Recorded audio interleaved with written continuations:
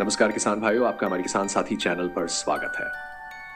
किसान मित्रों, आज हम बात करेंगे 10 अगस्त से पहले कौन सी सब्जी लगाएं तो हमें ज्यादा मुनाफा देखने को मिले, सबसे ज्यादा मंडी भाव लिए जा सके और ज्यादा उत्पादन लिया जा सके।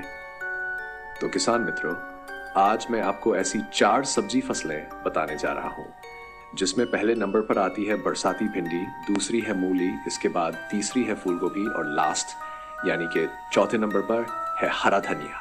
किसान मित्रों, इन 4 सब्जी फसलों को लगाकर हम ज्यादा से ज्यादा कमाई कैसे करें, तो इसके बारे में A to Z जानकारी हम आज बताने वाले हैं। तो बने रहिए वीडियो पर। और अगर आप हमारी चैनल पर नए हैं तो आपसे निवेदन है कि आप हमारी किसान साथी चैनल को सब्सक्राइब कर लें, ताकि हर नई नोटिफिकेशन आपको मिलती रहे। तो चलिए शुरू करते हैं। किसान मित्रों, अब सीड्स की बात करें तो प्रति एकड़ 1.5 किलो यानी 1.5 kg सीड्स की आवश्यकता होने वाली है। अब उन्नतशील किस्में यानी कि वैरायटी की बात करें, एडवांटा गोल्डन सीड्स की राधिका वैरायटी है नामधारी की 100 के नाम से आने वाली वैरायटी, नन्हेम्स की सिंघम। तो किसान मित्रों, इनमें से अपने एरिया के अनुकूल कोई भी लगा सकते हैं। किसान मित्रों, अब बात करते हैं भूमि और खेत की तैयारी की। तो भिंडी की खेती लगभग सभी प्रकार की मिट्टी में आप कर सकते हैं। ज्यादा अच्छा उत्पादन के लिए चिकनी दोमट काली भूमि पर अच्छा उत्पादन देखने को मिलता है। भूमि की पीएच वैल्यू 5.5 से 7.5 तक चल जाती है। आपको खेत कल्टीवेटर से अच्छी जुताई करनी है और रोटावेटर लगाकर मिट्टी को एकदम भुरभुरी कर लेना है। पाटा लगाकर खेत को एकदम समतल कर लेना है। साथ साथ खेत में उत्तम जल निकास का प्रबंध होना बहुत जरूरी है और खेत के चारों साइड साफ सफाई होना बहुत ही जरूरी है। अब बेड तैयार करना है। देखिए, भिंडी की बेड विधि से खेती करते हैं दोस्तों, तो जो जड़ों का विकास है वो बहुत अच्छा होने वाला है और पौधे पर एक बहुत ही अच्छी वानस्पतिक बढ़वार देखने के लिए मिलती है। तो आप बेड मेकर या फिर बेड राइजर से बेड तैयार कर सकते हैं। बेड की चौड़ाई 3 से 3.5 फीट रखनी है। बेड से बेड की दूरी 3 फीट और बेड की ऊंचाई आपको 1 फीट रखनी चाहिए, जो कि आप वीडियो पर देख रहे हैं। इस प्रकार आपको बेड प्रिपरेशन करना है। ड्रिप और मल्चिंग पेपर की ऊपर दोस्तों बात करते हैं, तो ड्रिप लगाने से सिंचाई कम करनी पड़ती है और खाद देने में भी काफी आसानी होती है। तो अगर आपके पास ड्रिप सिंचाई है तो आप ड्रिप से खेती करें मल्चिंग के साथ। जिस किसान भाई के पास ड्रिप नहीं है वो साधारण तरीके से खेती कर सकते हैं, कोई दिक्कत नहीं है। अब किसान भाइयों, बेसल डोज की ऊपर बात करें कि जब बेड तैयार कर रहे हो तो कौन कौन सी खाद है, कौन कौन से न्यूट्रिएंट्स की पूर्ति करनी चाहिए, जिससे जो बढ़वार है वो काफी अच्छी हो। तो आप 2 ट्रॉली गोबर की खाद, इसके अलावा सरसों की खली 2 क्विंटल, सुपर फॉस्फेट जो पाउडर वाली आती है वो 50 किलो लेनी है और DAP 25 किलो लेना है। इन सभी को मिक्स करके बेड के ऊपर डाल के बेड तैयार करना है। दोस्तों, अब प्लांट डिस्टेंस के ऊपर बात करते हैं कि हमको कितनी दूरी रखनी चाहिए जब बुवाई करते हैं। तो यदि आप मल्चिंग और ड्रिप से खेती कर रहे हैं तो जो आपने बेड बनवाया है तो वहां पर आप एक बेड पर 3 से 4 लाइनों पर भिंडी को लगा सकते हैं और डबल लाइन पर आपको ड्रिप बिछवानी है। पौधे से पौधे की दूरी दोस्तों आपको रखनी है 1 फीट और लाइन से लाइन की दूरी 1 फीट रखनी है। किसान मित्रों, वीड कंट्रोल यानी खरपतवार के ऊपर बात करें तो खरपतवार की रोकथाम का सबसे बढ़िया जो ऑप्शन है वो है निराई गुड़ाई। पहली जो निराई गुड़ाई है 40 से 50 दिन की फसल होती है, तब हमें करनी है, और दूसरी निराई गुड़ाई 70 से 90 दिन के मध्य आपको करनी चाहिए। जिस प्रकार खरपतवार उगते जाते हैं उसी प्रकार आपको कंटिन्यू निराई गुड़ाई करनी चाहिए। जितनी ज्यादा खरपतवार मुक्त फसल को आप रखेंगे उतनी ही स्वस्थ और कीट मुक्त फसल रहने वाली है। अगले विषय की ऊपर बात करते हैं स्प्रे शेड्यूल की, क्योंकि इसमें कुछ ऐसे सकिंग पेस्ट, रस चूसक कीट और इली का प्रकोप देखने के लिए मिलता है जो न केवल क्वालिटी बल्कि हमारी फील्ड को भी प्रभावित करता है। तो कीट प्रबंधन के ऊपर हम बात करते हैं कि कौन कौन से कीट, रोग, बीमारी, डिजीज आते हैं। प्रमुख रूप से downy mildew, powder mildew, rust आता है, एंथ्रेक्नोज, एफिड्स, जेसिड्स, थ्रिप्स के साथ साथ दोस्तों हरा माहू, कैटरपिलर, व्हाइट फ्लाई, सेमी लूपर्स और लीफ माइनर का प्रकोप भी देखने के लिए मिलता है। अब बीमारी तो बहुत सारी हमने आपको बतला दी। आप सीजन पर खेती करते हैं तो बहुत कम बीमारी आती है, या फिर ऑफ सीजन आप खेती कर रहे हैं तो पीलापन की भी समस्या देखने के लिए मिलेगी। पत्तियों को खाने वाली इल्ली और फ्रूट्स को नुकसान देखने के लिए मिल सकता है। तो बीमारी तो बहुत आती है। आप ध्यान से सुनिए, समझिए और वीडियो को एंड तक पूरा देखिए। किसान मित्रों, इसके लिए हम 15 लीटर की दर से बतला रहे हैं और जब भी आप स्प्रे कर रहे हैं, बरसात हो या फिर ना हो, सिलिकॉन चिप को मिलाकर ही आपको स्प्रे करना है, जो कि घोल है, ठीक तरीके से पत्तों पर चिपक जाए और लॉन्ग लास्टिंग प्रोटेक्शन लंबे समय तक हमको अच्छे और उन्नतशील परिणाम देखने के लिए मिले। तो जो पहला स्प्रे है दोस्तों, जो हम कीटनाशक दवाइयों के बारे में बतला रहे हैं, भिंडी की फसल पर एक 101% बहुत अच्छा रिजल्ट देने वाली कीटनाशक दवाई है, मतलब फंगीसाइड है।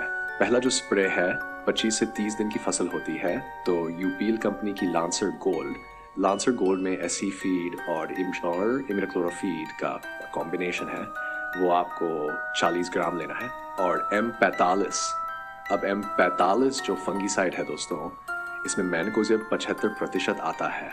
15 लीटर पानी में घोलकर आपको स्प्रे कर देना है।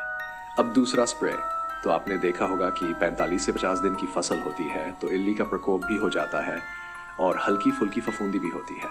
तो बायर कंपनी की सोलोमन में 2 सक्रिय तत्व बीटा साइफ्लूथ्रिन और इमिडाक्लोप्रिड शामिल हैं, जो चूसने और चबाने वाले कीटों की एक विस्तृत श्रृंखला को नियंत्रित करते हैं, यानी कि वो इल्ली और रस चूसक कीट इन दोनों को कंट्रोल कर लेगी। तो किसान मित्रों, बायर की सोलोमन 10 मिली और यूपीएल की साफ 40 ग्राम 15 लीटर पानी में घोल करके आपको स्प्रे करना है। तीसरा स्प्रे है जब फसल 65 से 70 दिन की होती है, तब करना है। यूपीएल कंपनी की उलाला, जो कि WG फॉर्म में आती है, वो आपको 6 ग्राम लेना है और फेंटाक प्लस 10 ग्राम, साथ ही डुपॉन्ट की कर्जेट 60 ग्राम 15 लीटर पानी में घोल करके आपको स्प्रे करना है। अब जब आपकी फसल 85 दिन से 90 दिन की होती है, तो बायर कंपनी का मोवेंटो एनर्जी एक कीटनाशक है जो मुख्य रूप से चूसने वाले कीड़ों को नियंत्रित करने के लिए उपयोग किया जाता है, जैसे कि सफेद मक्खी, थ्रिप्स और एफिड्स। इसमें 2 सक्रिय तत्व आते हैं, जैसे कि स्पिरोडेट्रामैट और इमिडाक्लोप्रिड, जो इसे एक प्रभावी और व्यापक स्पेक्ट्रम कीटनाशक बनाता है। तो मोवेंटो एनर्जी 25 मिली लेना है। साथ में ब्लू कॉपर 40 ग्राम लेना है, जिसे कॉपर ऑक्सीक्लोराइड 50% WP के रूप में भी जाना जाता है। यह एक कवकनाशी है जो फसलों को फंगल और बैक्टीरियल रोगों से बचाने के लिए इस्तेमाल किया जाता है। यह एक संपर्क आधारित कवकनाशी है, जिसका मतलब है कि यह पौधों की सतह पर चिपक जाता है और कवक को बढ़ने से रोकता है। तो 15 लीटर पानी में मोवेंटो एनर्जी 25 मिली और ब्लू कॉपर 40 ग्राम लेकर आपको स्प्रे करना है। किसान मित्रों, जब हमारी भिंडी की फसल 110 दिन से 120 दिन की हो जाए, तब हमें डाउ की डेलीगेट एक कीटनाशक है जिसका उपयोग विभिन्न फसलों में कीटों को नियंत्रित करने के लिए किया जाता है। ये एक प्रणालीगत कीटनाशक है जो संपर्क और अंतर्ग्रहण, मतलब संपर्क में आने से और पेट में जाने के बाद दोनों तरह से काम करता है। इसमें मुख्य सक्रिय घटक स्पिनेटोरम 11.7% SC है। तो हमें डाउ की डेलीगेट को 20 मिली लेना है और साथ में सिंजेंटा की कुमानिल एक फफूंदनाशक है, जिसमें जेडीरम 27% SC सक्रिय घटक होता है। ये मुख्य रूप से सेब और सब्जियों में लगने वाली फफूंद, झुलसा और सड़न जैसी बीमारियों को नियंत्रित करने के लिए इस्तेमाल किया जाता है। इसका डोज हमें 40 मिली रखना है।